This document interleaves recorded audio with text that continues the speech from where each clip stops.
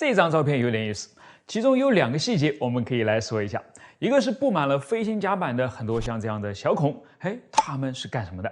另一个呢是这个身在飞行甲板前端的有点向下倾斜的斜坡。如果这张照片看的还不是太明显的话，那么这张够明显了吧？但是你又会发现啊，在现在很多的新航母上呢，又找不到他们的身影了。所以他们究竟曾经是干什么的？为什么现在又消失了呢？我是百科全书火箭叔，今天我们就来了解一下。先来说这些小孔啊，其实它们并不是小孔了，近看的话是这个样子的，顶多算是一个小坑，并且在小坑顶上还焊上了一个新型的钢筋。所以你看到这个东西啊，会联想到什么呢？总之，我联想到的是一个我在成都的宽窄巷子里面看到过的这个拴马石，有没有异曲同工之妙呢？既然这个是拴马的，那么那个就是拴飞机的了，就像这样一样。尽管航母上的飞机是可以被存放在飞行甲板下方的机库里面的，但海军有的时候呢却并不喜欢这么做，估计是嫌太倒腾了吧。所以总有一些遗漏的固定翼飞机和直升机呢被留在了甲板上，跟着航母一起随波逐流。为了避免它们滑动呢，就需要用专门的链条来固定它们。通常情况下，至少每架飞机上呢得要绑上6到12条才行。要是遇到恶劣天气的话，就得绑上更多了。实际上，不光飞机，任何一个在飞行甲板上可以移动的设备，比如救护车和其他一些工作车辆等等呢，在停稳以后都是要绑起来的。所以呢，这个叫做 pad eye 的东西呢，就几乎布满整个飞行甲板了。由于它们是凹在下方的，并且上面的新型钢条呢够密够平，就完全不会影响到甲板的平整度了。好了，我们再说第2个，身在航母前方的小斜坡，它们叫做缰绳捕捉器。为什么现在又不见了呢？因为采用缰绳的弹射方式基本上都被淘汰了嘛。跟现在航母上普遍采用的简单又方便的弹射杆不同啊，以前使用的是缰绳弹射，是又复杂又费料的。具体区别呢，我们可以来看看啊。先看现在的弹射杆式啊，基本上2步就可以了。先是把飞机前起落架上面的牵引杆挂在弹射器的滑块上，然后在后面接上一根阻碍杆。它的作用是用恰到好处的力量抓住推力全开的飞机，直到弹射器开始工作才放开，以保证飞机在一开始的时候呢能够停在原地。就这么简单。好，再来看看缰绳式又是怎么做的。它呢就很像是在飞机的脖子上挂了一条项链啊。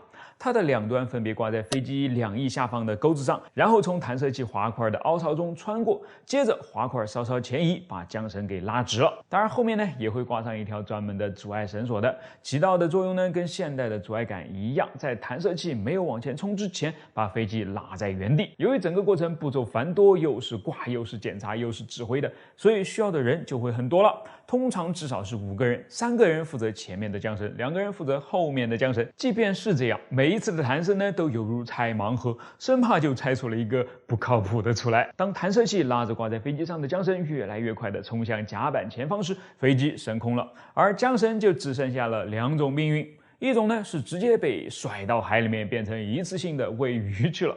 在没有退役之前呢，法国戴高乐航母上的超级军旗舰载机就一直是这么做的。显然这甩出去的都是钱呐。法国人的航母不多，甩的也不多，咬咬牙咽肚子里面也就罢了，但美国人受不了啊，所以这就带来了缆绳的第2种命运，回收再利用。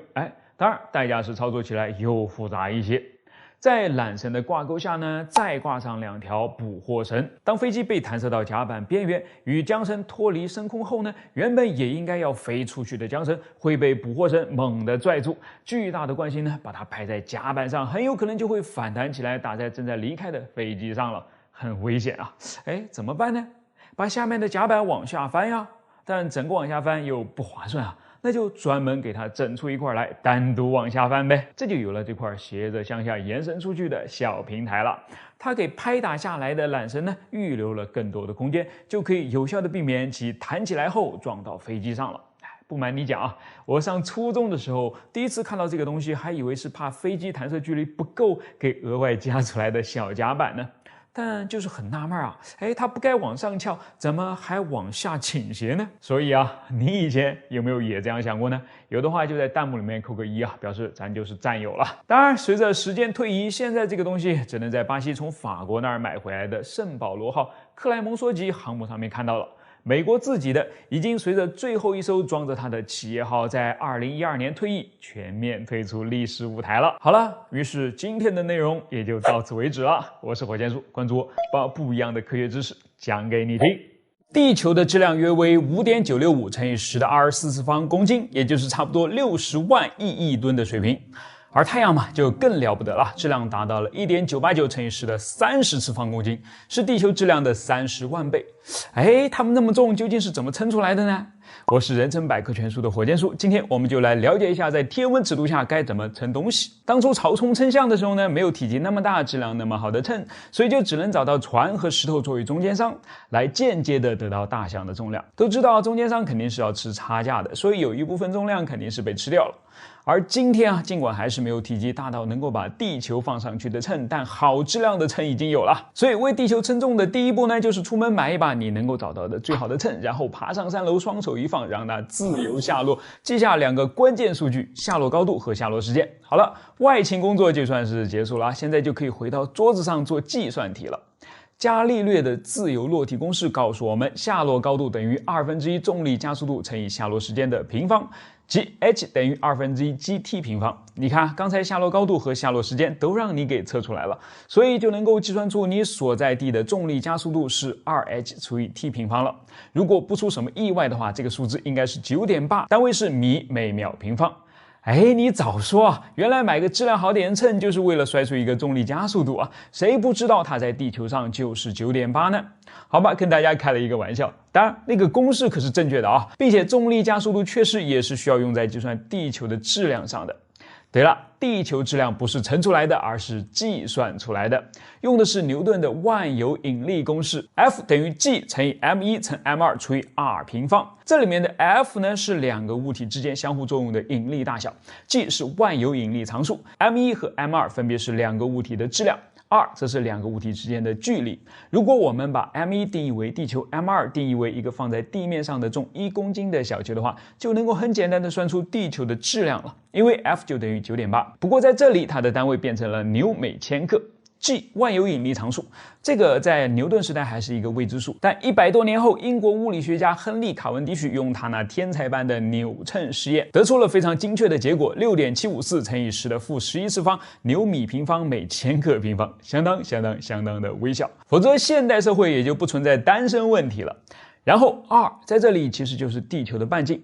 这个嘛，早在古希腊时代呢就被人们所了解了，一点也不神秘，只不过今天的数据更加准确而已。平均起来呢就是637万1000米，所以 m1 等于 9.8 r 平方除以 g， 算下来就是我们一开始说的那个数值啦，5.965乘以10的24次方公斤。好了，地球的质量我们已经是知道怎么来的了，那太阳的质量呢，也是用同样的方法算出来的吗？我们来看看啊。万有引力常数有了，太阳的半径通过观察呢，我们也有了，大约是6亿9600万米。重力加速度呢，万有引力公式可以算出来啊，但需要先知道它的质量是多少。这不就是矛盾了吗？想要算质量呢，就要先知道它的重力，而想要知道重力呢，则需要先知道质量。绕了一个圈子，2个都说不关我的事，那关谁的事啊？关开普勒的事了。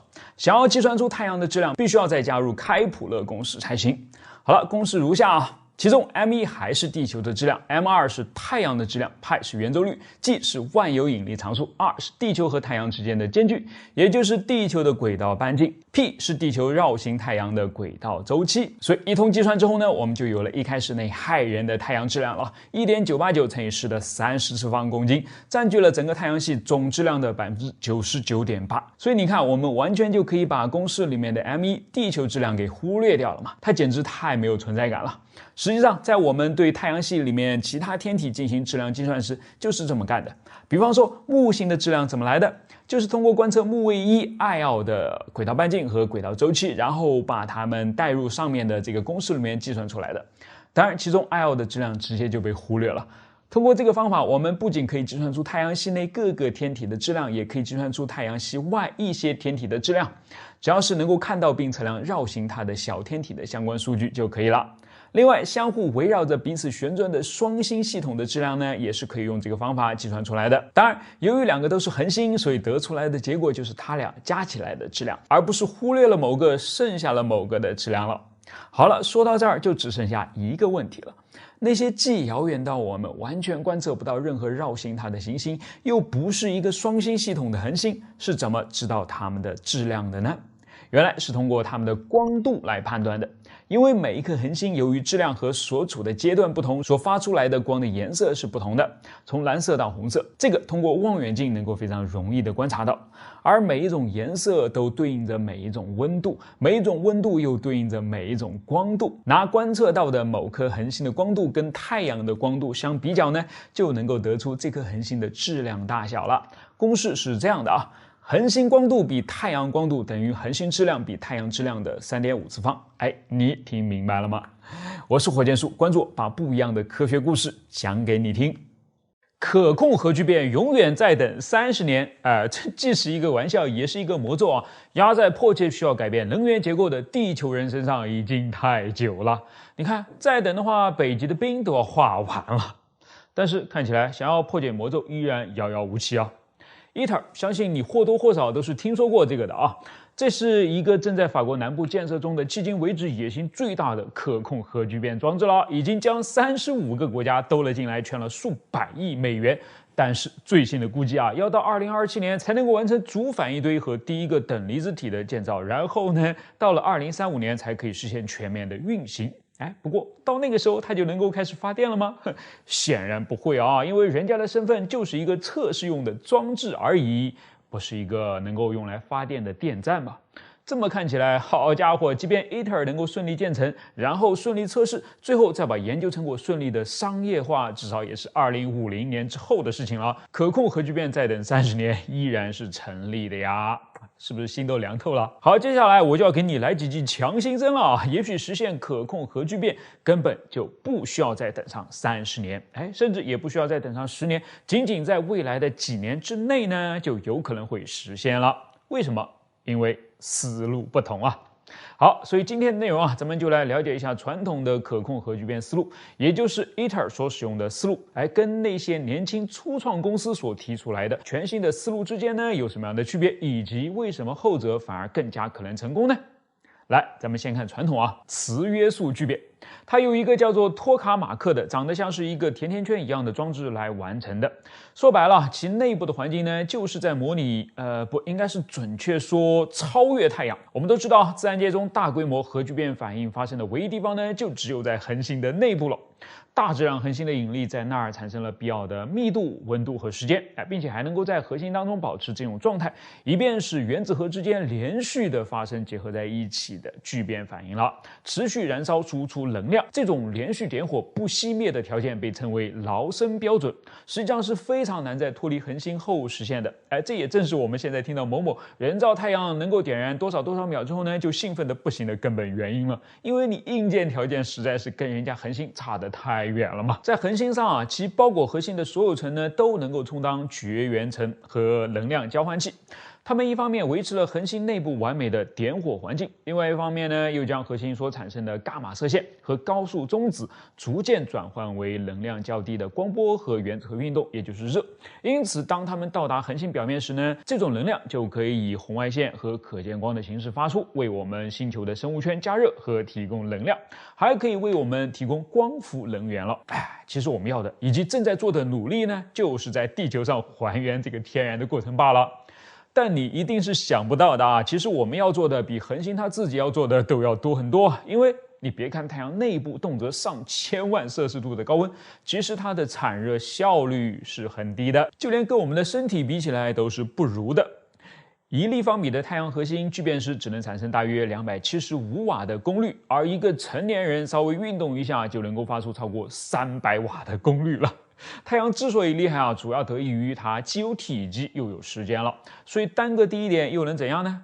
但我们不行啊，受各种各样的条件的限制，我们能造的甜甜圈它只能有那么大嘛，而我们还要的不只是能够点燃它，更是要能从它那儿获得额外的能量才行啊。于是就必须要以超越恒星内部的标准来设计和建造托卡马克了。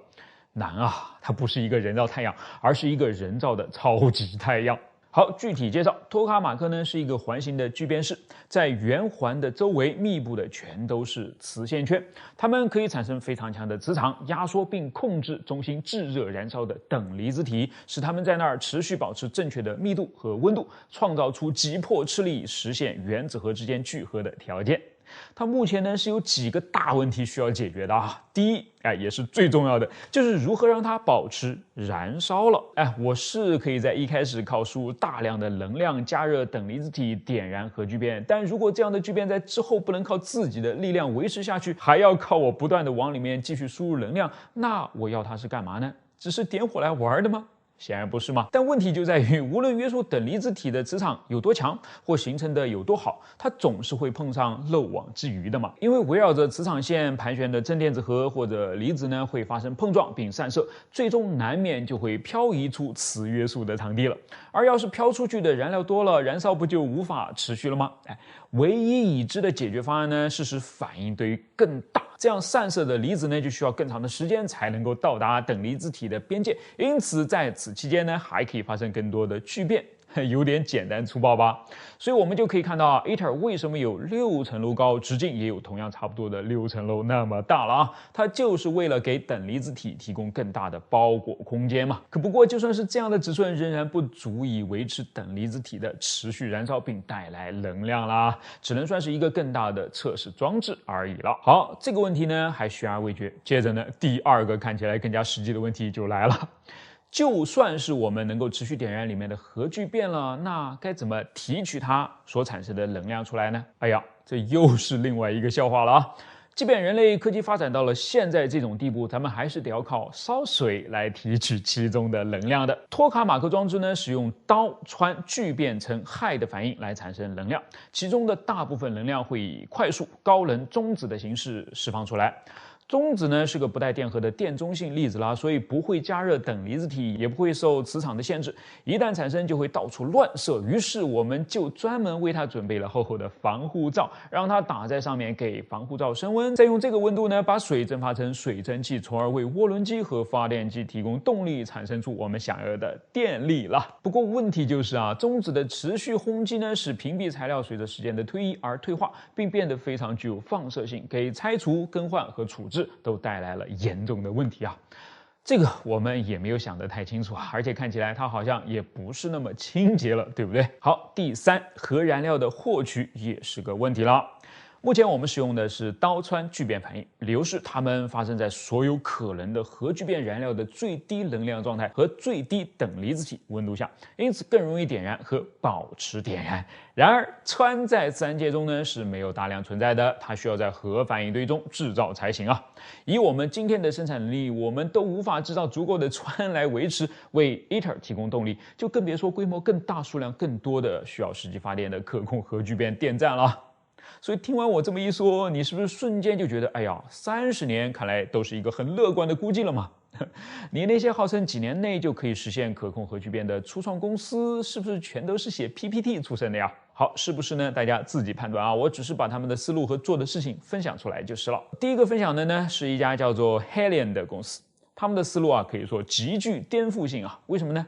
因为他们也觉得都21世纪了，再继续烧水实在是有点不合适嘛，就提出了一种更为直接的能量变现途径，并且大胆的起名叫做直接能量转换，意味着他们将要跳过烧锅炉、转涡轮这些传统的步骤，直接把核能变为电能了。好家伙，听起来就不明觉厉，对吧？直接呢就意味着简化，简化呢就意味着高效，而且据他们的创始人说这种方式能量的转化效率可以高达90%到95%。对比之下，普通核电站只有30%出点头啊，厉害了。那他们是怎么做的呢？首先跟托卡马克的甜甜圈造型不同，他们的装置呢是个哑铃的形状，看起来就健康了许多。然后呢，燃料换成了氘和氦3的混合气体，从两端注入后，通过电磁辐射来加热成炙热的等离子体。这两个等离子体在磁场的约束下排成环状的队形就位后，接着瞬间被推往装置的中央，以超过100万英里每小时的速度呢碰撞在了一起。所以本质上它就是一个粒子加速器嘛。在碰撞的同时呢，磁场还进一步的加大，为压缩再给了一把力，使其达到1亿摄氏度的聚变温度。在此温度下呢，氘和氦三离子的移动都太快了，足以克服原本会使它们分开的排斥力，融合在了一起，于是就释放出了多于这个聚变过程所消耗的能量的能量。随着新的聚变能的产生啊，这个已经结合成一个整体的等离子体也开始膨胀了起来，它把磁场往回推了。好，重点来了。根据法拉第定律，磁场的变化会产生电流。于是黑链要做的啊，就是不断的制造这样的两股等离子体碰撞，并将它们聚变后推动磁场发生脉冲形式的震荡所产生的电流回收起来，直接利用就好了。没有中间商赚差价，当然效率就更高了嘛。而且呢，它还有一个明显的优势啊，它不需要持续点燃啊。你看，它只需要这么一下一下的脉冲就好了，所以直接越过了一道卡住无数人的鸿沟啊！才让自己有胆说可控核聚变，我10年内就给你端出来啊！另外，作为初创公司，他们的打法也跟国家队完全就不一样啊！这点呢，就有点让我联想到太空领域的 SpaceX 了。他们都是小步快跑、迅速迭代的。黑链同时运行着很多个原型机啊，每一代之间的时间间隔呢都非常的短，所以就能够快速的验证想法、测试错误、升级迭代，然后持续不断的朝着目标慢慢靠拢了。你看它今天不管怎么失败都是没有关系的啊，关键是通过划掉这些失败的选项之后呢，它能够更快的跑通这条路子啊。就像在 SpaceX 之前，谁能够想到火箭回收能够这么快就实现呢？好，第二家比较有代表性的公司呢，叫做通用聚变。虽然它还是采用了烧水推涡轮的传统转化方式，但是其核反应堆的设计思路呢，还是很有意思的。用大量蒸汽驱动的活塞压缩位于密封舱里面的高速旋转的液态锂和铅的混合物，然后将氘和氚注入这个高压液态金属空腔之内，使它们融合并释放热量。热量呢，先是被四周的液态金属吸收，再被送到热交换器去烧开水，烧完的开水变成蒸汽推动发电机，电于是也就被生产出来了。很简单吧？听起来就像是一个大号的柴油发动机嘛，只是需要掌握的知识层面高了点而已。当然，还有另外一些创新公司的创新手法，比如把核燃料当成目标，拿一门电磁轨道炮来轰击等等，咱们就不展开说了。总之，随着更多身姿灵活的玩家入场，更多追逐利润的商业资本的投入，我们真的是更有希望比想象中快一点迎来可控核聚变的时代了。元素115铀非常神秘，虽然2003年才第一次在实验室里面发现，2016年才正式被添加到元素周期表当中，但其实早在1989年的11月，也就是在被发现的10几年前啊，人们就已经听说过它的名字了。奇怪吧？是从哪儿听到的呢？从一个声称曾在51区工作，专门从事外星飞船以及其使用的反重力技术研究的科学家鲍勃·拉扎尔口中听说的。所以今天的故事啊，既有科学的部分，又有神秘的部分，大家酌情观看哦。咱们先来说科学的部分啊，元素115到底是什么呢？它是一种原子核当中包含了115个质子的人造超重元素。之所以命名为铀啊，是因为它最早是由位于莫斯科以北大约2个小时车程，隐藏在一座白桦林中的弗莱罗夫核反应实验室里面发现的。这座实验室建造于1957年。如今呢，已经成为举世闻名的超重元素工厂啊！在过去的半个多世纪里面呢，这里的6台粒子加速器总共产生了元素周期表上的9种新元素，其中包含已知的最重的5种元素，最高编号来到了118。我们都知道，目前能够在天然环境中找到的最重的元素呢，就是第92号元素铀了。而剩下的我们能够在周期表里面看到的排在铀后面的所有元素，都必须要在粒子加速器当中人工生成的。怎么生成呢？就拿这个元素115来举例啊，科学家首先将钙的一种特殊同位素，含有20个质子和28个中子的钙48离子呢，加速到光速的10%左右，然后拿它去轰击含有95个质子的镁243，这本身呢也是一种人工制造的放射性元素啊。通过这样的高速轰击，镁243与钙48的原子核便成功融合在了一起，产生了4个含有115个质子的全新超重元素铀原子了。虽然它的寿命其实非常短暂啊，在衰变为元素113之前啊，只会存在约几分之1秒。但是它的诞生呢却非常重要，因为它太特别了，特别在2个地方。照理来说，当我们在原子核里面装入更多的质子，想要制造出更重的元素时，会更加的困难才对。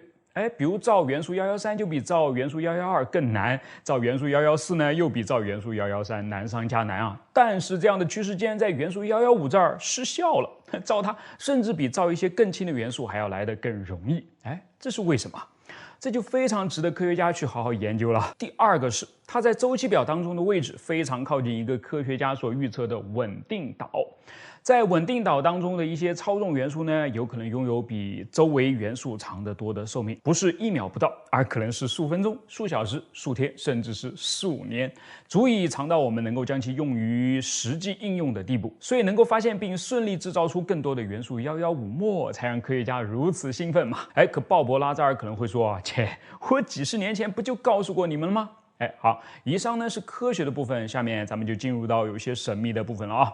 1989年的11月11日，双11，科学家鲍勃·拉扎尔向新闻记者乔治·纳普爆料说，美国政府早就拥有外星飞船的残骸，并从他们那儿取得了非凡的技术突破了。拉扎尔说自己曾在51区的 S4 区工作，这里是神秘的内华达试验场的一个角落。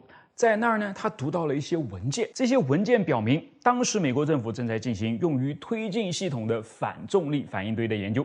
这已经把他给惊到了啊！但更为震惊的是，打开机库里面竟然还存放着9个来自外星的飞碟，它们无一例外都是采用反重力驱动的。而之所以能够反重力呢，其中最重要的关键就是使用了一种地球上未知的元素，元素115。拉扎尔的原话是这么说的啊。他们指的是外星人，不可能在地球上合成如此重的元素，所以这种物质呢，必然来自一个能够天然产生它的地方，意味着它是属于外星的。而美国政府则从这些飞船当中回收了大约500磅的这种反重力燃料。当然，在官方的版本里面呢，自然是不会承认的。但是容易产生联想的是，虽然没有承认，但政府却并没有彻底否认，甚至至今也没有真正确认过在51区工作过的任何的人员名单。虽然人类科学家合成的元素115只有1/1000的生命周期，是完全不能作为什么燃料的，但是在拉扎尔在几十年前的报告中也说了他发现的这种元素115是其中更加稳定的一种同位素。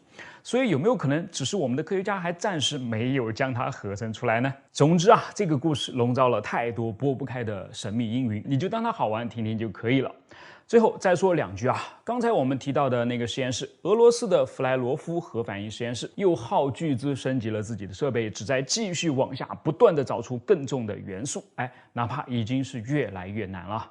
他们这么做难道只是为了给元素周期表再加上一行吗？没有这么简单因为随着更重的元素的产生，我们通常能够在元素周期表上看到的元素周期性的变化特点，也就是为什么它叫做周期表的原因了，正在发生着变化。也许它们根本就没有周期，也许它们的周期根本就和我们想的不一样，也许预测中的第172号元素呢，根本就不是周期表的上限，也许这个宇宙根本就是另一个模样。好了，还要再继续下去吗？到此为止吧。终于有新车上市了我说的是战车更准确点讲是坦克。德国莱茵金属最新推出的 KF51黑豹，号称是属于未来的第4代主战坦克了。由于目前只有官方给的宣传册可以看那我们就只好先盘盘那些在纸面上看起来比较酷炫的数据呗。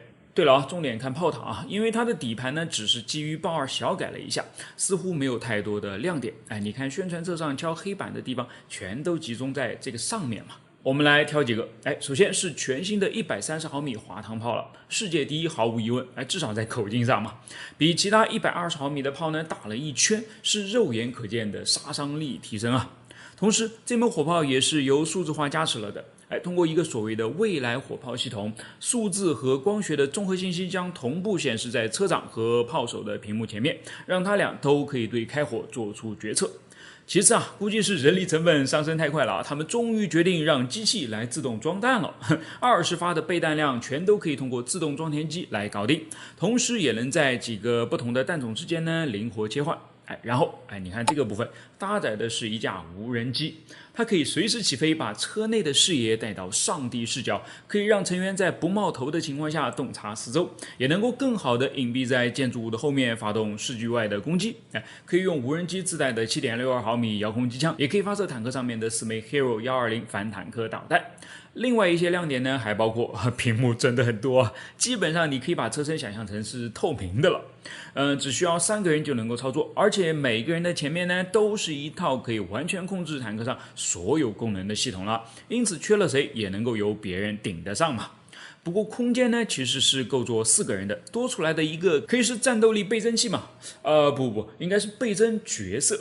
好了，我感兴趣的差不多就是这些了，漏掉的你来帮我补上呗。飞机为什么要把油装在机翼里面？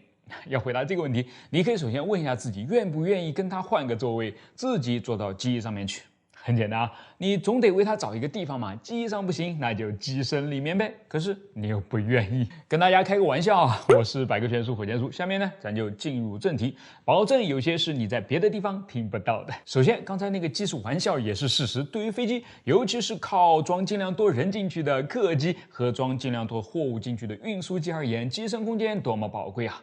把它用来装油完全没有道理啊。所以第一个原因就出来了，省空间嘛。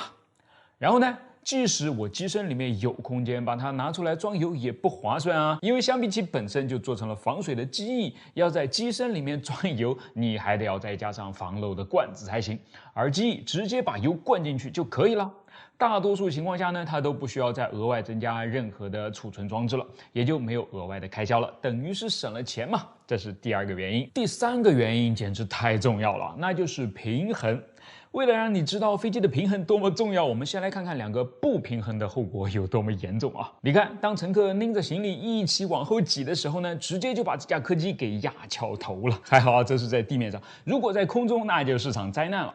2013年，一架载有207吨货物的波音747刚刚升空不久呢，就被5辆装在肚子里面的军车给害惨了。因为他们没有被固定好，失去平衡的747马上就变得无法控制，在挣扎了一会儿后呢，便直直的坠到了地上，机上6名成员全部失去了生命。所以下次你可千万别在飞机上换座位啊！看到有想换座位的人呢，就把这段视频给他看，保证他立马就坐下来了。所以机翼的优势呢就体现出来了，因为它正好就落在了飞机的重心附近嘛，不管是满油还是烧掉一部分，它都不怎么会影响到飞机的整体重心位置。反过来啊，如果把油装在机身的肚子里面，前面烧的多一点或者后面烧的多一点，立马就让重心在机身上前后移动了，想重蹈前面那架747的悲剧吗？没谁想嘛。倒是啊，可以偶尔利用一下的。空客 A380在它机尾部分呢多了一个油箱，叫做配平油箱，它可以将机翼主油箱里面的油抽出或者泵回，从而调整重心位置，改变飞机的俯仰角，实现省油的目的。具体是怎么做的，在这儿咱就不讲了。要是大家感兴趣呢，我可以再单独出一期啊。好了，还有一个问题，不知道你有没有想到啊？就是油装在整个机翼里面，不也是要左摇右晃的吗？所以呢，这里就引入了隔板。它将机翼里面的储油空间分割成了很多的舱室，每一个舱室之间呢也并不是完全封闭的，留了一个小孔，于是既可以让油流过去，但又不至于流得太快，就避免了晃动的问题啊。其实啊，油罐车也是这么处理的。好，下面是第4个原因了，冗余。2008年啊，一架加拿大航空的 A330在空中经历了多次的燃油泵故障，这到底是有多背啊？最严重的时候呢，所有的燃油泵都不工作了，但是燃油却仍然在源源不断的流向发动机。为什么呢？因为机翼在发动机的上方啊，储存在里面的燃料是可以靠自己的重力流下去的。也正因如此啊，哪怕有些飞机在机身里面的确是存了一部分的油，也是要优先用掉的，把机翼里面的油呢留到最后。这相当于是上了一道保险嘛。接下来是第5个优点啊，装满油的翅膀会更加的厚实，就较不容易发生气动弹性颤振的现象了。这是一种由气流的扰动所造成的材料共振，后果相当严重啊！连结实如跨海大桥都扛不住，被摇垮了，飞机就更不要谈了。第6点啊，跟第5点有点类似，把油装在机翼里面，可以靠重量帮着它往下压一点。这在停地面上的时候呢，看不出什么优势，但是一旦飞起来，它就可以用来平衡完全作用在机翼上的向上的升力了，有助于帮它减压，延年益寿嘛。终于来到最后一点了。尽管咱们已经想尽了办法防止火灾的发生，但是谈到油，你很难说它不火呀。这样是发生火灾，是烧翅膀还是烧机身的损失更大？相当明显吧。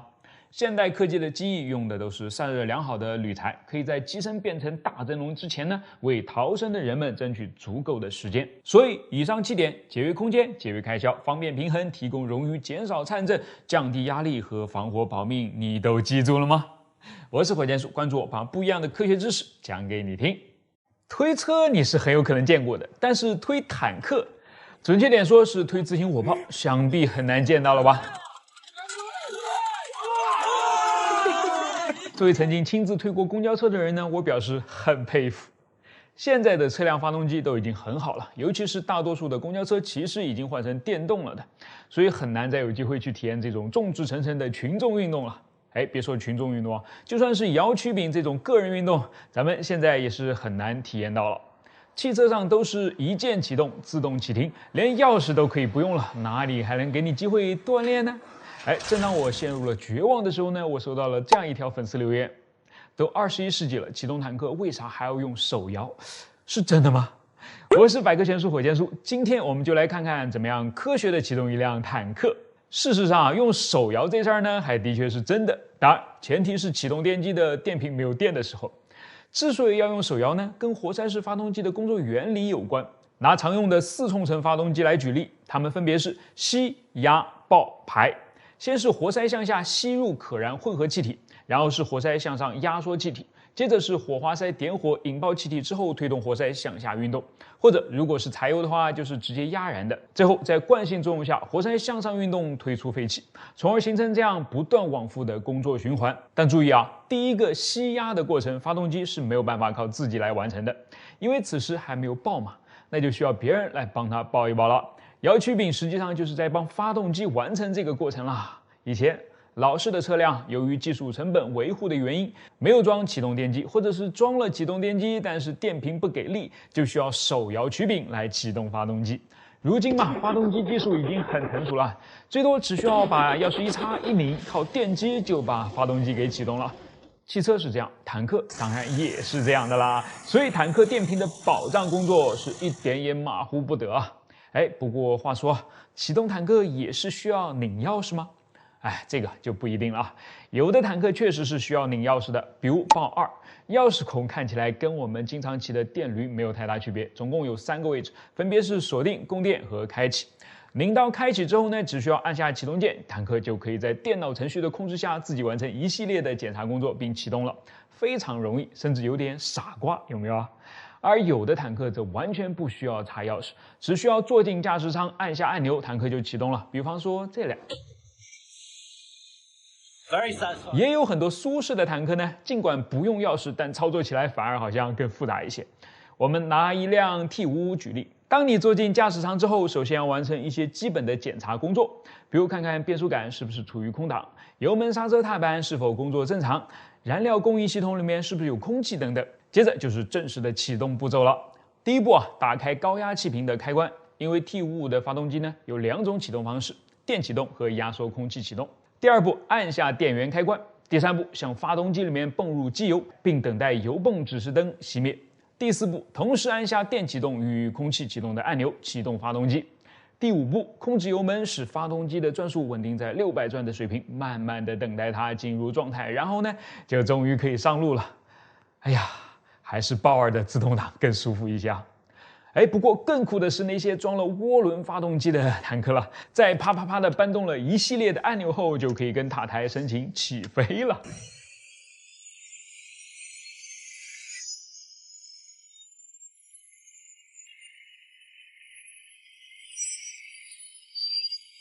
只是我在想啊，要是没有钥匙，那不谁都可以爬上去把坦克开走吗？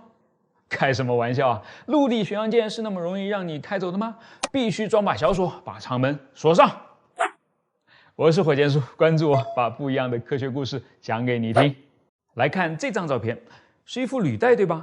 坦克履带、装甲车履带、工程车履带，都不是，它是飞机履带。B36和平缔造者轰炸机起落架上的履带。为什么它要用履带来做起落架呢？这张照片呢，说明了一切啊。右边的是 B36，左边呢看起来只有它一只翅膀那么长的是大名鼎鼎的 B29空中堡垒，在长崎和广岛投下了原子弹的那架飞机。平时它单独看起来是这样的，够大了吧？但是在 B36旁边一站呢，俨然就成了一个小矮人，可见 B36有多大了。大就意味着重，重就意味着对跑道十分的不友好。那怎么才能缓和两者之间的紧张关系呢？履带就是一个不错的点子了。我是百科全书火箭叔，今天呢，我们就来了解一下这架装着履带的奇葩飞机。1946年的8月8日，B36成功首飞。它是一架由康威尔为美国空军研发的超远程战略轰炸机。怎么个超远程法呢？它可以最多装上33吨的炸弹，连续飞上9700公里，从纽约起飞，可以把炸弹投到莫斯科头顶，然后再转头飞回驻扎在德国的欧洲空军基地，是第一款能够执行洲际轰炸任务的轰炸机了。除此以外它还创下了多项世界纪录，比如它是历史上投入批量生产的最为大型的活塞式引擎飞机，其翼展达到了70米，为军机之最啊。然后呢，它总共配置了10台发动机，除了6台活塞式，竟然还有4台涡喷式，相当奇葩的组合，对吧？其实一开始呢 ，B36上只有那6台活塞式发动机的，但由于真的是太大太重了，哪怕这6台发动机已经可以提供高达18000匹的马力了，还是只能带着 B36慢悠悠的飞。更关键的是由于起飞速度太慢，它必须要滑上很远的距离才能够离开地面，这怎么行呢？所以才在后来迫于无奈加上了4台涡喷发动机的。它们的确一下子就提高了 B36的起飞效率，同时也可以在必要的时候呢增加一点点它的巡航速度。还有最后一项B36也是第一架无需改装就可以挂在当时美军核武库中所有原子弹的轰炸机了。以上种种了不起的本领呢，就让 B36被美国战略空军司令部格外的器重，把它当成了填补螺旋桨与喷气式轰炸机之间的空白最拿得出手的威慑力量了。不过既然要拿得出手嘛，就代表着在哪儿都能够出手但一开始的 B36能够出手的地方屈指可数它对机场跑道的要求实在是太高了。在 B36的原型机上，起落架上的轮子是这样的，只有一个体积巨大的轮子。体积大呢，是为了减小对于地面的压强，因为 B36光是空重就已经有接近76吨了，最大起飞重量更是来到了186吨，这么大的重量只集中在3点，所以很明显轮子还是不够大呀。第一个改造方案是把单个大轮的起落架呢变成4个小轮的起落架，于是每个轮胎的直径就能缩小到1.42米了，并且由于多了很多个触地点，让飞机对于地面的压强也相应的减少了，大大降低了对于跑道混凝土厚度的要求，使 B36能够在更多的机场起降了。你以为这就让战略空军司令部满意了吗？哪儿呀，甲方的要求总是没完没了的。既然现在都可以在不那么厚的混凝土上起飞了，那咱能不能再进一步，在更简陋的场地上也能起降呢？比方说草坪上。固特异的工程师站出来表示只要钱给够，你想降哪儿我都能给你搞出来于是就有了我们一开始看到的履带式起落架了。1950年安装了特殊设计的带有 V 型导向槽皮带的履带式起落架后，测试机 YB36A 呢对地面的压强就只有393千帕了，是之前4轮起落架的1/3。可能这个数字对大家没有什么概念，但是直观的结果就是这架最大的轰炸机呢真的就可以稳稳的在草坪上起跑和降落了，了不起了不起！但我们这个时候是不是就可以期待着它的量产与服役了呢？很可惜这事儿从来就没有发生过。因为经过验证它除了能够让飞机降在草坪上，别的就一无是处了。高速滑跑时会惊声尖叫，收起来时会挤压舱内的空间，重量达到了轮式的3倍，而最不能接受的还是跟起飞效率有关。我好不容易加了4台发动机才缩短了起飞距离，但是你履带又用大得多的摩擦力把距离给我涨回来了，这不是在给自己打脸吗？我即使是再有钱有闲呢，也不带这么玩的呀。于是美军就这么凭一己之力向世人证明了，履带式的起落架你们就别玩了，我已经试过了，没戏。是不是有点草率呢？虽然你可能以为 B36上是唯一一次的尝试，但其实只是规模最大的一次尝试而已。在很多其他的飞机上，甚至是在 C130大力神上都曾经尝试或者考虑过履带式起落架的。好了，这就是今天的内容，我是火箭叔，关注我，把不一样的科学故事讲给你听。